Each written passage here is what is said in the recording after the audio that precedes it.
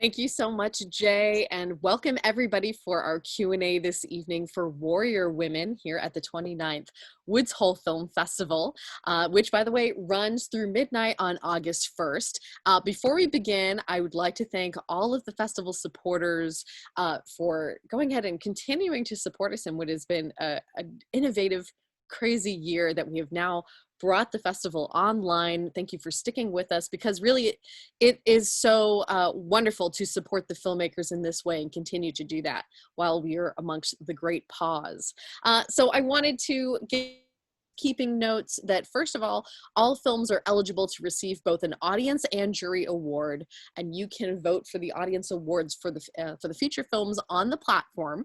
And the home image of each film, you'll see there's 5-star rating in the box that says watch later. So go ahead and make sure that you do that and you vote for the films.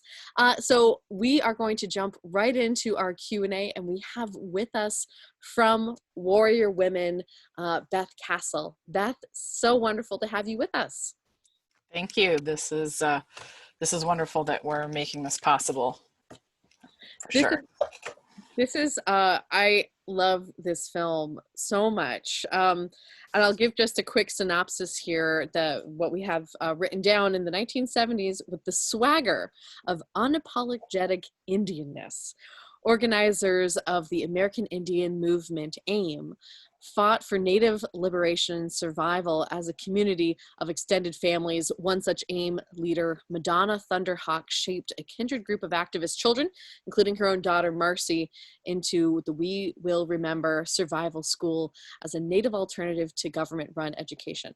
So, and together with Madonna and Marcy, they fought for Native American rights, and they are continuing to do so. And your film is a lot about that journey and that mother-daughter relationship.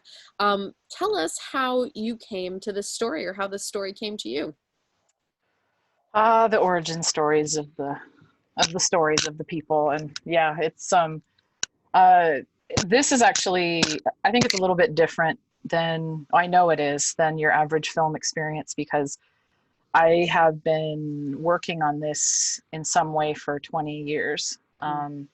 And it originated with some interviews that I did for a PhD dissertation in history. And that at that time, it was just a moment where I was interviewing all of these women, and they were telling me a history that, even as somebody who looks at this area for most of her life, was new to me. And I knew that it was a story that had to be told. And even then, even though I was using a little standard definition Canon Obtura camera, and I was the worst cinematographer you could imagine, I knew that it was just important, and it was bigger than me. And so that's part of how this story came to me in the bigger sense. And I'm definitely happy to talk about what surrounds the film, but that was the start. So talk about a little bit about what the film is about. And it's funny, right in the film, there's a gentleman talking who says, if you want a good speaker, you have a man, but if you want action, essentially, I'm paraphrasing, you have a woman. Talk about these warrior women in the film and how we follow them along, and Madonna specifically. Yeah, it's I mean, there's a whole lot going on. The Warrior Women project is a bigger project that's gone on over time, and the film is part of that, but it's based on all of these oral histories and these life experiences, primarily of Native activist women in the Red Power movement. And a lot of people are like, what's Red Power? What do you mean Native women are strong leaders? There's just all these layers that sort of get flipped and rewritten. And now's a really powerful and important time where the whole country and the world is going, hey, we might need to reckon with our history. We might need to know it in its full extent. So Madonna Thunderhawk and Marcy Gilbert, who are in the film, a mother and daughter, are two women who I've been working with for years in sort of a media collective.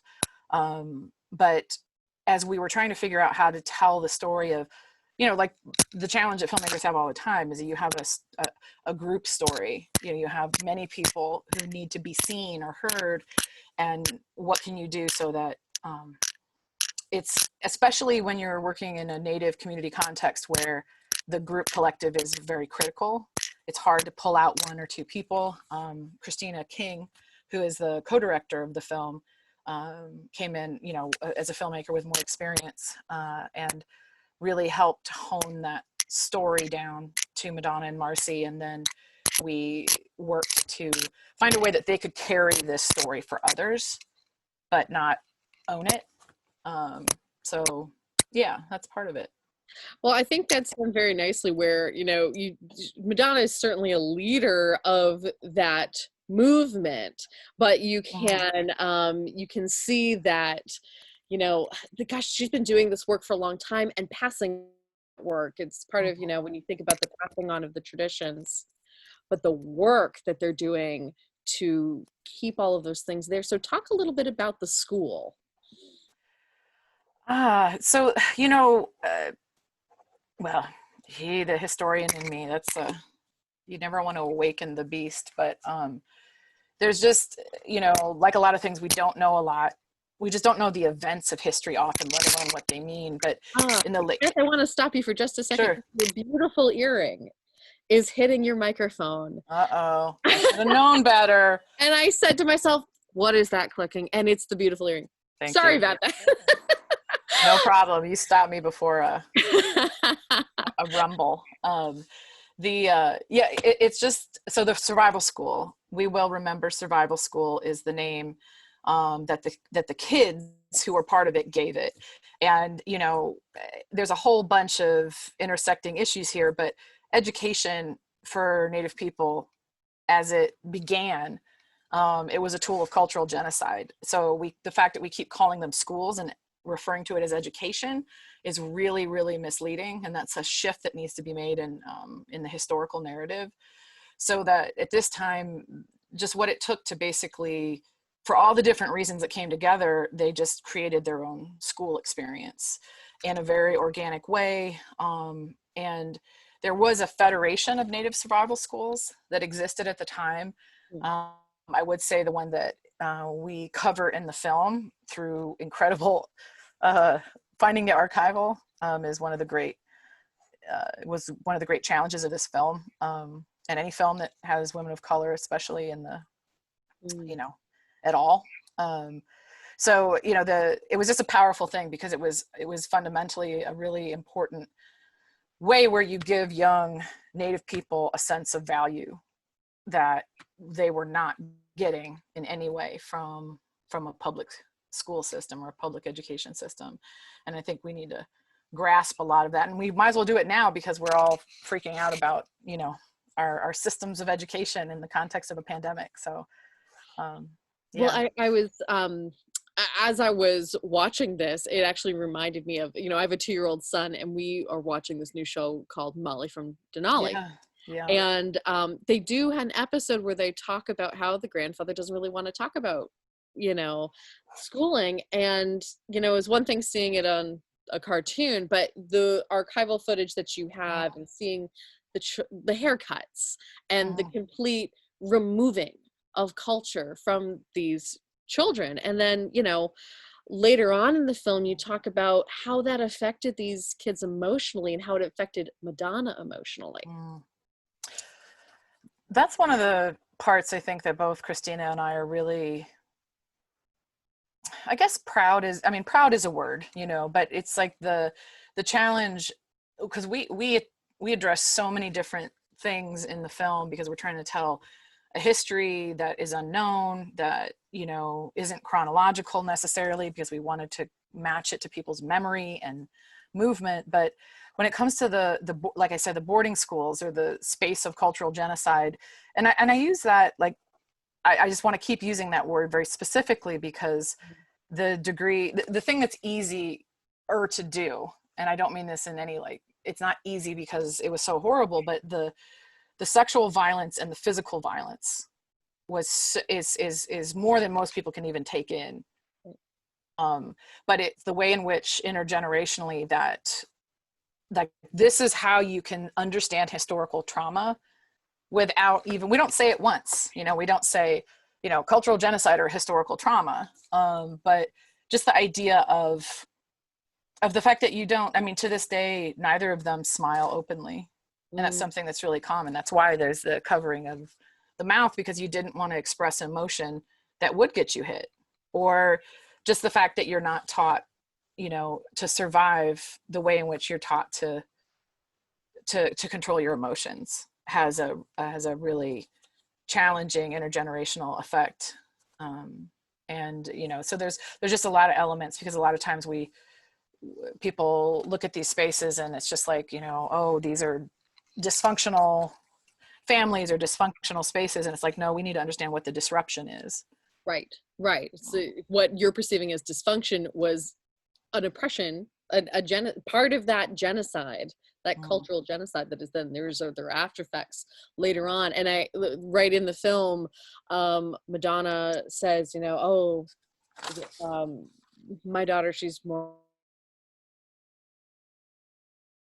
and it's a good thing. And it's like, oh, it's, you can feel that little sense of healing. But I wanted to talk to you more too about let's talk filmmakerly about the archival footage, because you did, like you said, it is incredibly hard to find archival footage of women of color. But you ended up finding some beautiful stuff in here. Tell us about that process and how that happened. You know, I realize most recently there's a movement, you know, in the country that is tied to also documentary directors and filmmakers wanting to change processes that better fit the kind of work that we're trying to do. And one of the things that I want to do as part of that, and we're working on, is more open access to these materials, because there's something, you know, deeply powerful about just what it takes to find people who, where you have to really deploy a sort of, I got to come up with a better term for it, but it's like a super sleuth. Yeah. Where you're like thinking in the mindset of really embracing all the stereotypes and attitudes. So you're like, if I want to find a Native woman, how do I find a Native woman when I certainly can't look by her name, because that's never important enough to rate a description if you're looking. And so then even more, so usually where a lot of this was found was the outtakes of the outtakes. So it's not just like, you know, it's multiple levels removed. And then you have to think about what's an event, you know, they organized. And then how do you look for the man who would have been featured as the speaker? Right. So, I mean, Russell Means, for those people who know some of the history, is Madonna's brother. And so, you know, but we never say that explicitly, because then the mind just immediately reframes itself to think of her in the context of him only. And he was the face of the movement primarily. So it was just a lot. And then most of the stuff we found it in Cuba, Libya, anywhere but the United States. Wow. And otherwise it was found in private collections. Sometimes people knew what they had. Most of the time, even they were people who worked with the movement and they made a film, they had it and didn't want to share it, or they just didn't realize they still had footage of women who were in their outtake, like 1/2-inch magnetic tape, you know, so you can't really just look at it either. Right. But, you know, that's such an interesting point too, that, you know, yeah, you can't just, the idea of the Google search for, you know, filmmakers or just people in general, oh, let me Google X, Y, and Z thing, Yeah. and there it is. But you have to look in the fringes for these things. I don't know if there's, gosh. I can always talk about it, so. Well, it's like my mind is going a mile a minute, because I just love that there was some archival footage early on. I'm like scrubbing through your film as I'm watching it, where, where she talks about the landlord later, but you see the landlord in the background. But there was, whoever the reporter was says, oh, do you think this is going to rock the boat or something along the lines? And she kind of looks at him and she goes, yeah. You betcha. Yeah. You betcha. And they're all understated moments where if she weren't on camera, in any of these given moments. Even the times we filmed her, you turn the buttons off, boom, what you wanted happens. And It's just powerful. Yeah. it's so powerful. But what I was thinking is that, like, I can't believe that moment exists on film. Because that, I can look at that from like a newsroom, to be frank, white male mentality. That's not worth the film that it was filmed on for my, Right. 6 o'clock news, whatever. So I was just like, oh, that's so cool that exists. Yeah. And It's it is golden. so, and yeah. So talk about, you have the archival footage, and then you got a round table of women, and you filmed them. Talk about that and how that plays in the storytelling of your film. I mean, like every film, part of the challenge is what's the language what's your cinematic language. And Christina really brought a lot of this to the table, where we were both, me more from, at that point, like a community organizer, academic perspective, but sort of the idea of filming women in a circle, isn't super revolutionary. It's just, how do you do it? How do you do it well? And somehow, be in a black box setting and forget the 3 cameras and the, dolly camera and all of it. And some of it is, well, just the basics. And this is one of the elements, is that you do have to have created those relationships really have to be there, of trust. And then, as, Indigenous heritage or Native, filmmakers, the way we both connect, we were able to just help create that environment where they were able to treat it like the camera wasn't there, and they were among family.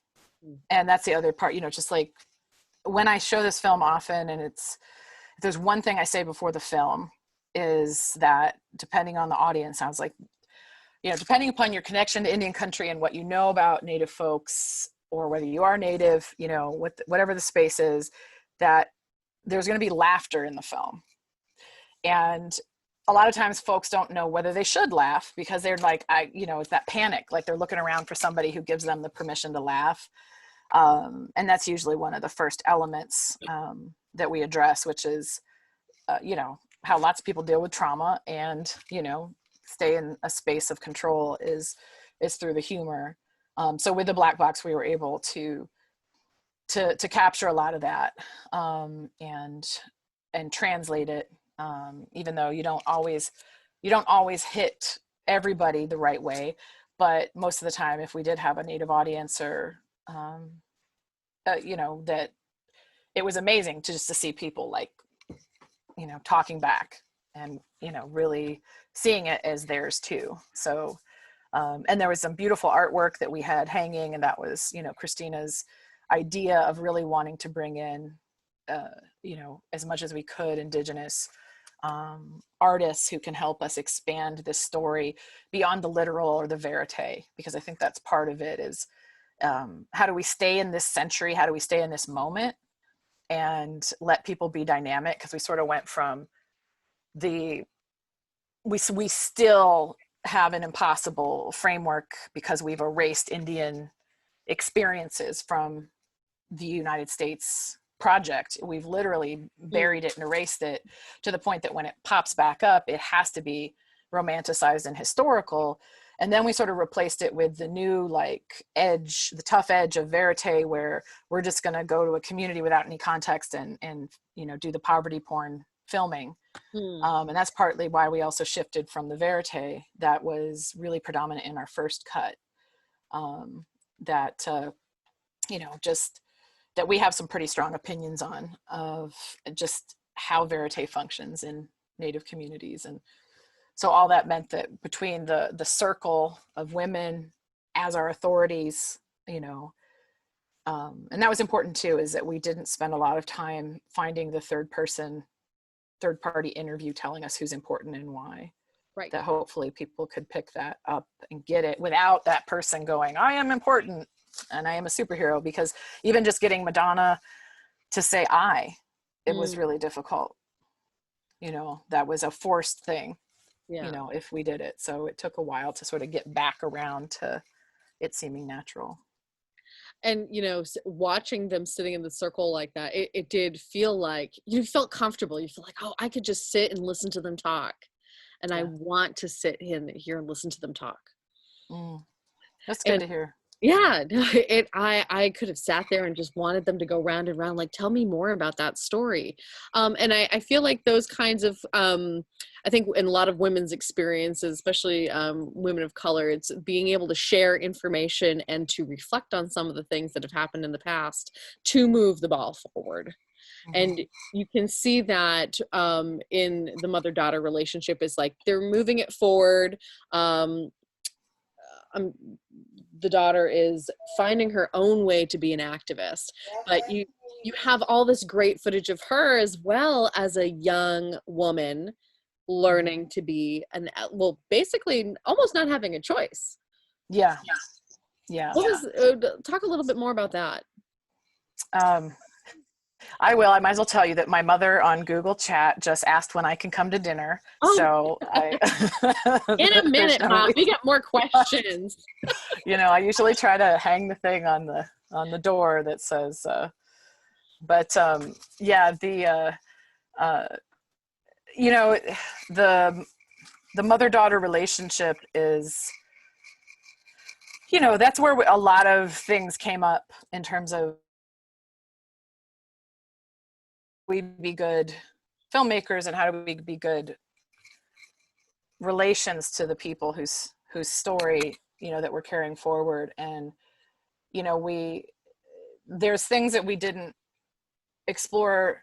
You know, it's just always a balance where we wanted to give enough context about what these struggles were and how real they were, and at the same time not not hit on certain points that then just naturally you know, a viewer is just going to be stuck on it and not be able to get back to the larger story, because part of it was explaining, you know, with Madonna and Marcy, this serves the larger story. Mm. And you know, like, because it's like you had to convince sort of um you know, this balance where, and I guess I say it because we did have a lot of, you know, because we had a lot of great funders, they have a say in the process. And a lot of times there was encouragement to create this like mother daughter, you know, Kardashian-esque face off, you know. And I know, I think anybody who has watched the film will just be like, you know, like that scene you brought up earlier where Madonna's just like, you know, my daughter's more emotional and that's a good thing. And it's like, that is like, that's just Indian, you know, it's Kardashian in Indian country.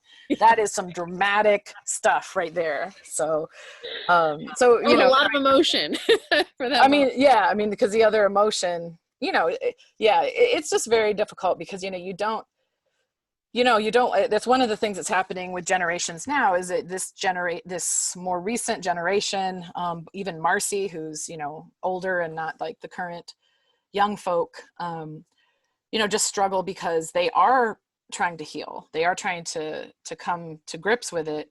But, you know, that's part of it, is always recognizing, you know, there are things that Madonna's been through that, you know, are just it's just not our business to tell, and it's just hard to ever even imagine. And we see it. I mean, that we call it the cowboy smackdown story, but you know, the retaliation story is very you know, a powerful thing. And so there's just all these ways that there's really important issues that are coming out now that have never really been said about Indian country, and people are hearing about issues like missing and murdered Indigenous women. Yeah. Things that just would normally just only be news and information to a small pocket of the country, is now being known much more widely, and all of it is in the roots of the sacrifices, and what these women have done.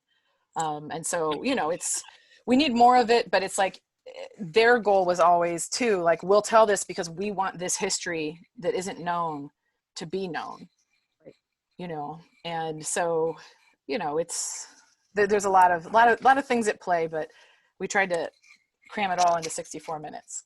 So. I learned so much in sitting and watching this film, and I was, when you watch a film like this and you want to come away, you hope to come away changed, and you start to reflect on, okay, what is my relationship to this topic then? And it's funny because we know about the pipeline and Right. those fights, but and to some of us it's like, oh, that's a new thing, but no, she Right. and the community, this is same old story forever. Right. It does. Nothing. It's when it was, you don't need to know when you are so much.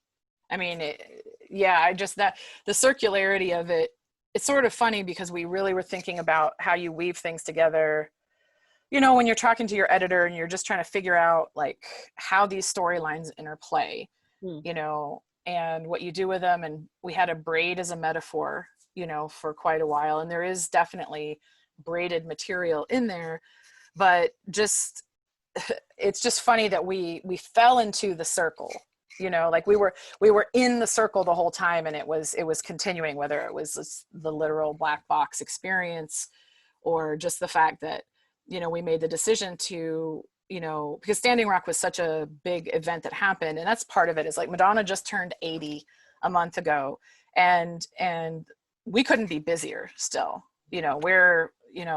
All of us are still working on the front lines, and now we're just trying to do more community-based media as part of it, because it's a big change. Like, this film helped a lot of people see that you can make stories that can come back to community, that serve community, and don't only serve to educate a population that needs to know it.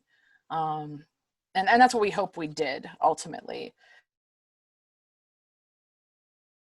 Follow the historical chronology to get all those pieces in there, and as a historian, I struggled with that for a while, and I was like, it doesn't matter exactly when, some of this stuff happened, if people can understand what land back means, what the power of occupation is, what it is when you're occupying your own land, why you put your bodies on the line, how gender roles, how these things cross these different spaces. And,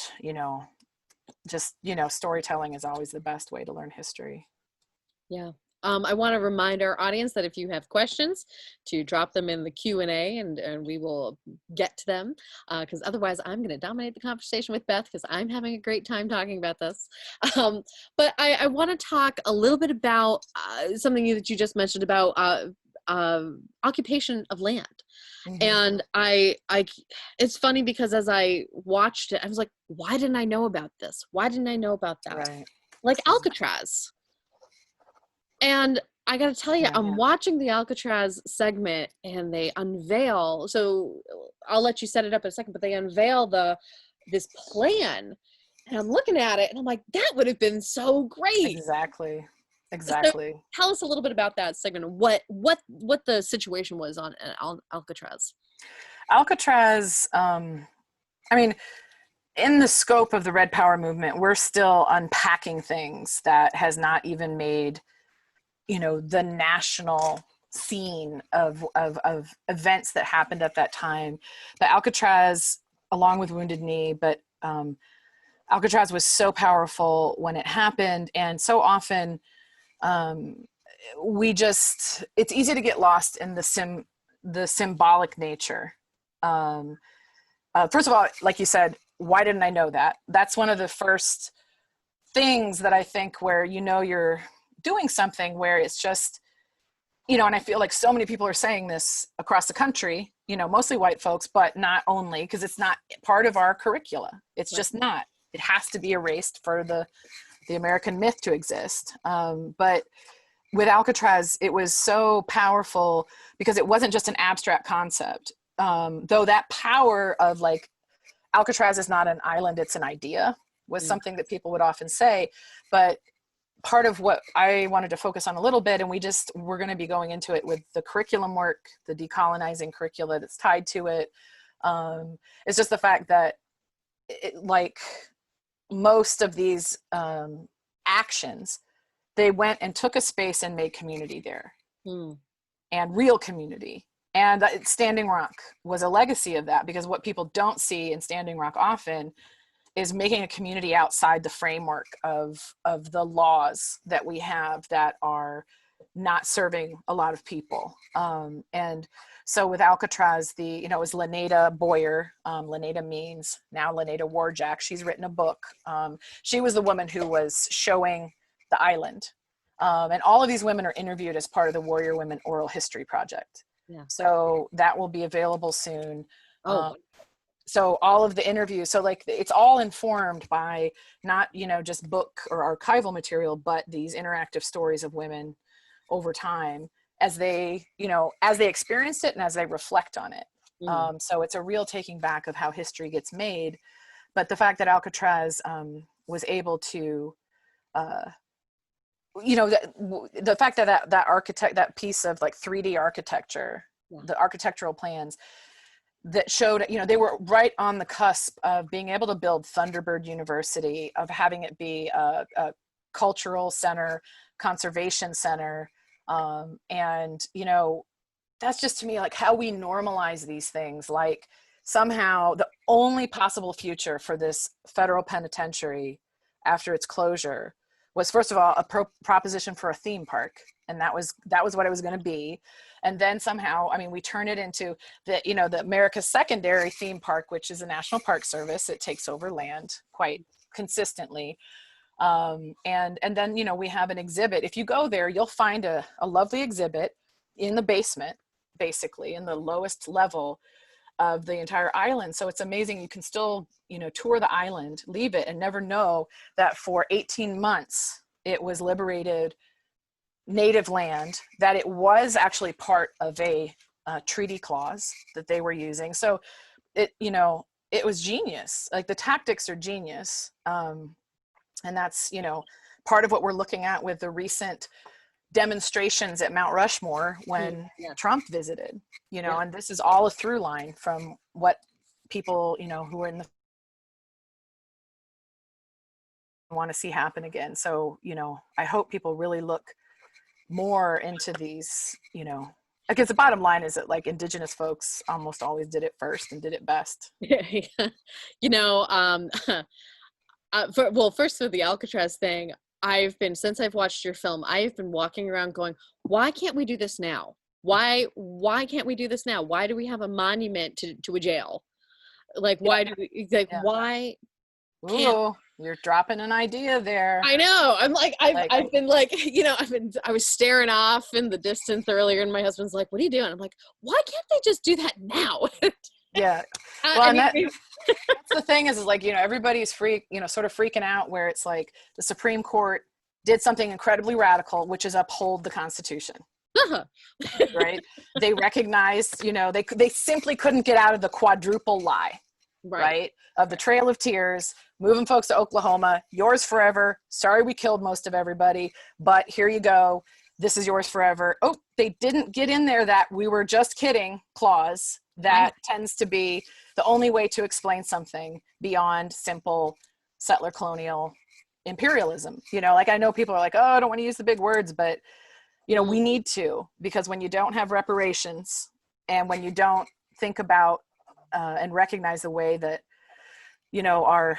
our systems are breaking, and that there are solutions, and those solutions can be also ones where we lift up that, that natural leadership of Indigenous women's activism, and that's one of the reasons we wanted to make the film, because we wanted people to think like that. And, things are happening, and it's just, I think people, it's easy to feel depressed and like things, aren't going well, but there's also a moment of, this is what it feels like before things can really change. Yeah, and I want to talk about something you'd said as well, that so to go back to Mount Rushmore, like 2016, I drove out and saw Mount Rushmore, and then we drove up the road to go see, and I'm forgetting the name now because I'm going to talk. Yes, Crazy Horse, the Crazy Horse sculpture that's happening there, and that crazy history, which is a film all on its own. But where you've got oh, in your film, you have the park ranger. He's the best. I love that guy. There's a 50% chance they're right. I know. Tell us about, well, first off, oh my gosh, what a piece of archival footage. Yeah. Tell us a little bit about that. Well, I was thinking, what we call it, was it stale, pale, and male, like the old white dude have. The bad part is like there's one clip who is from somebody who was actually on the Human Rights Commission in San Francisco doing good work, but he's the one who dropped the line that it's like, well, it seems like we've overlooked the red power, we've overlooked the red people, it just sounds very negative. And this warden, this game, well, he was a park ranger. There had been two occupations by that point, and it's just, you couldn't ask for anything better in terms of like performing geeky white maleness, where you're like, well, and I'm like, oh, score. But it didn't seem as, we wanted people to show that, they're just these moments, and they always exist, and they can exist now. You just have to push back against the dominant narrative that makes you feel silenced, where, there's nothing radical at all about returning thrice stolen land. It's like everybody loses their mind about concepts of property ownership. But in this case, it's super easy, even just to make sure that, Mount Rushmore, that has a very specific history of being carved into to the six grandfathers, to represent the four directions of the Lakota, to basically show them who the great, the great white father is, that this is the ultimate dominance, is we're going to come to the place, and the space where, at least 7 different nations and people, but definitely the Oceti Sakowin, the Lakota, Nakota, and Dakota. The Sioux is a term, that has been used for them for quite some time. Consider their sacred space, their origin story. They came out of the earth in this place. It's the heart of all that is. And right now, it's covered in biker bars, and, with 4 presidential faces that had to be etched into the land. So I think that Mount Rushmore, you don't have political power, you don't have economic power.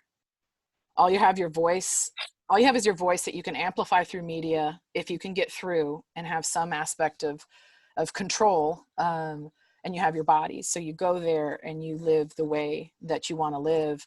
One of the things I would check out is our warrior women, our social media, our different social media. You can see clips that we're putting out that are interviews that we've done in the past, talking about more details of Mount Rushmore, basically all the things that are unfolding right now, to give some historical context to, even just like, 30, 40, 50 years ago, and what these women primarily had to say about it. And it just, gives more details, like, that was the same game or park ranger who was the guy who didn't engage in a lot of violence against the occupiers. And, when they brought red paint up to the top, and made the decision not to, just because it would become federal charges. And, but yeah, there's a deep, it's just good. It's just fun. It's good to know.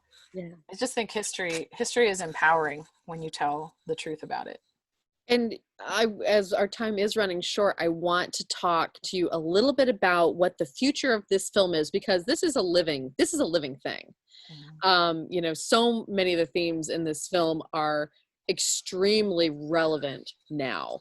So, and you mentioned the social media, the warrior women voices. How else can we connect to the film and to the impact that the film has had? That's a great question. I would, so right now we have 2 websites, but Warrior Women are at the core of both of them.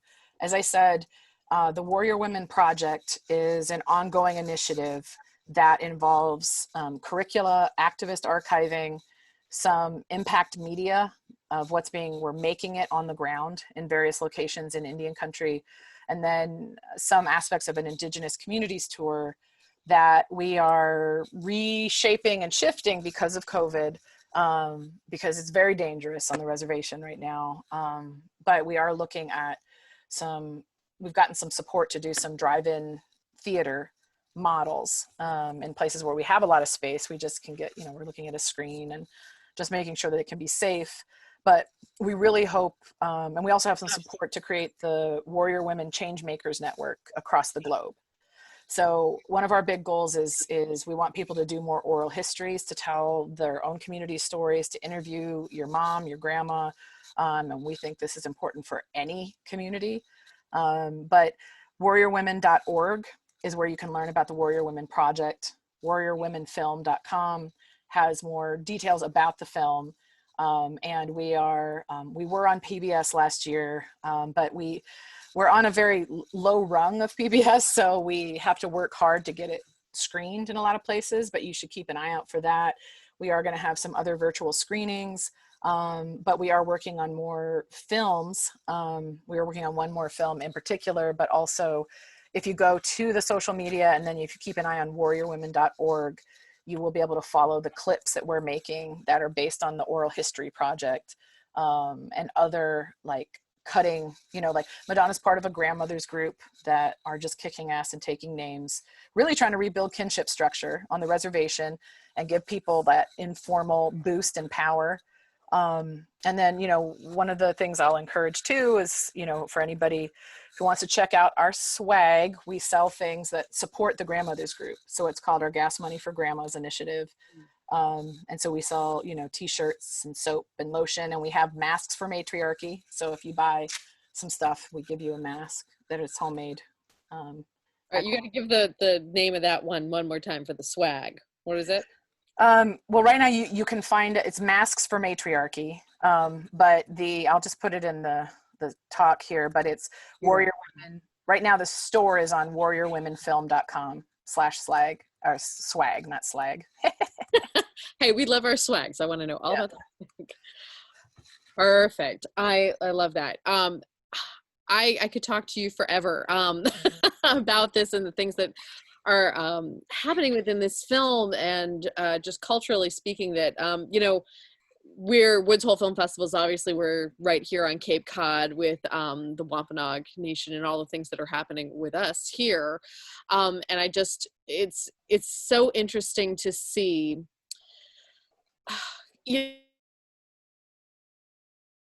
And it's not, I think a lot of us are taught that this is a past history.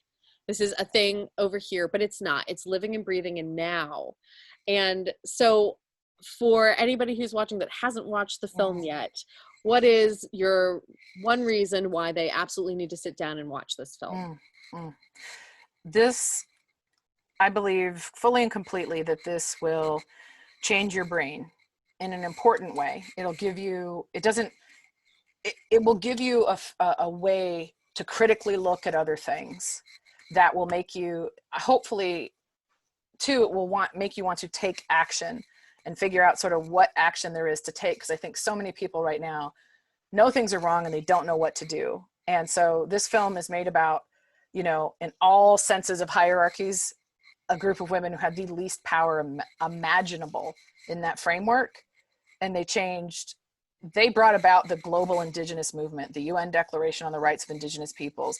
They kept being Native alive in ways that, it would always been that way in pockets of resistance. But I just think that you need to see it because, you're not going to feel bad. You're not going to feel guilty. Hopefully you're going to feel energized. And if you have a connection to Native communities, you're going to feel empowered.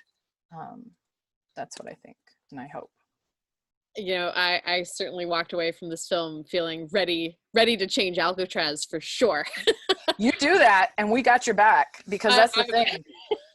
Everyone in our films, and that we work with, that's the other part, is we can't continue to wait for, the Messiah leader, that, this is what change is and how powerful and important it is. And yeah, you need to do it in conjunction and collaboration and in solidarity, people. We can do things in solidarity.